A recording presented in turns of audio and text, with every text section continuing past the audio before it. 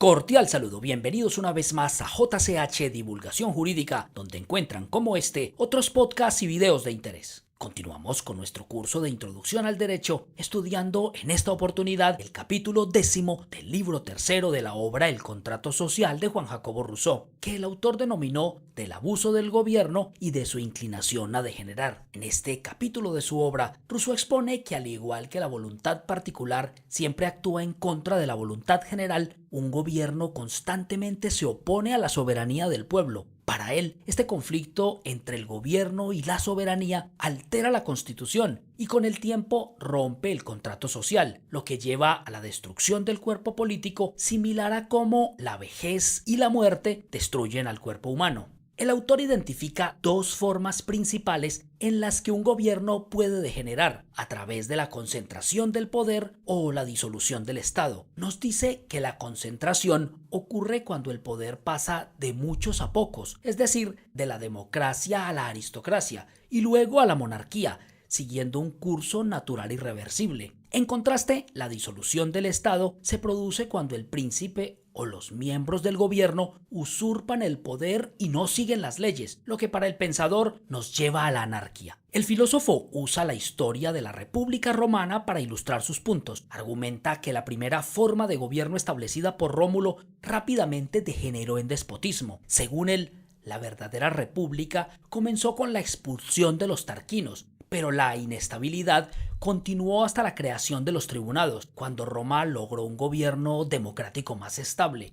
Sin embargo, considera que después de este periodo democrático, el gobierno de Roma tendió nuevamente hacia la aristocracia, la cual se introdujo también en el Senado y el cuerpo de los tribunos, y este abuso de poder llevó a las guerras civiles y el triunfo del triunvirato. Finalmente, bajo el despotismo de Tiberio, el Estado se disolvió, afirma. Para Rousseau, la disolución del Estado puede manifestarse cuando el príncipe no administra según las leyes y usurpa el poder soberano, o cuando los miembros del gobierno toman el poder individualmente, causando mayor desorden. Plantea que, en cualquiera de los casos, el abuso del gobierno lleva a la anarquía, por lo que la democracia degenera en oclocracia, la aristocracia en oligarquía y finalmente la monarquía en tiranía. El pensador aclara que, en un sentido preciso, un tirano es alguien que toma la autoridad real sin derecho, mientras que un déspota es quien usurpa el poder soberano y gobierna sin respeto por las leyes. Así, afirma que un tirano no siempre es déspota, pero un déspota es siempre un tirano. Escuchen ustedes lo que nos dice el autor en uno de los apartes del capítulo que venimos estudiando, abro comillas. Así como la voluntad particular obra sin cesar contra la general, así el gobierno ejerce un continuo esfuerzo contra la soberanía. A medida que este esfuerzo aumenta, la Constitución se altera, y como no existe otra voluntad de cuerpo que resistiendo a la del príncipe sostenga el equilibrio, resulta que tarde o temprano esta oprime a aquella, rompiendo el contrato social. Tal es el vicio inherente e inevitable que desde la aparición del cuerpo político tiende sin descanso a destruirle. Como la vejez y la muerte destruyen al fin al cuerpo humano. Existen dos vías o medios generales por los cuales un gobierno degenera, a saber, cuando se concentra o cuando el Estado se disuelve. El gobierno se concentra cuando pasa del gran número al pequeño, es decir, de la democracia a la aristocracia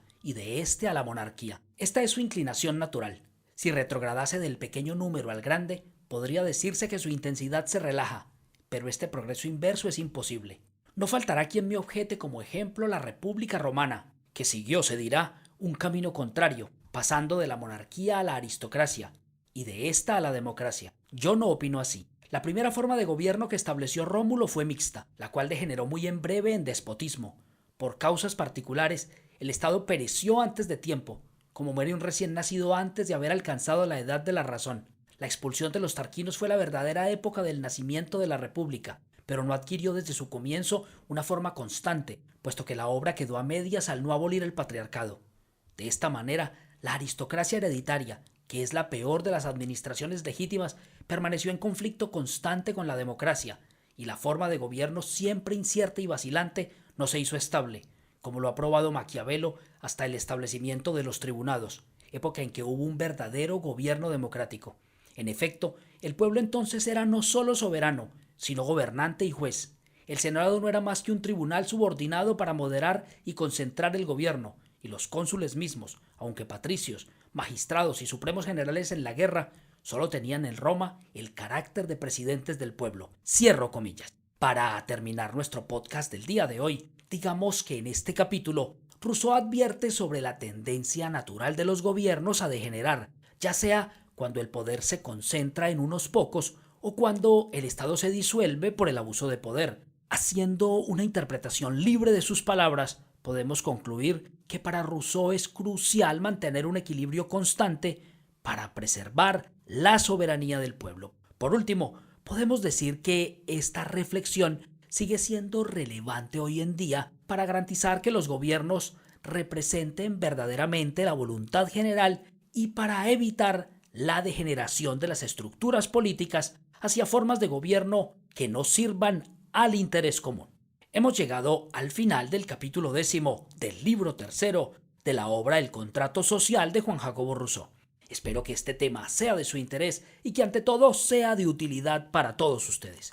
Los invito a darle like si están escuchando este podcast en Facebook o YouTube o a calificarlo si lo están haciendo en Spotify. No olviden compartir esta información para que muchas más personas sigan aprendiendo derecho con nosotros. Gracias por escuchar.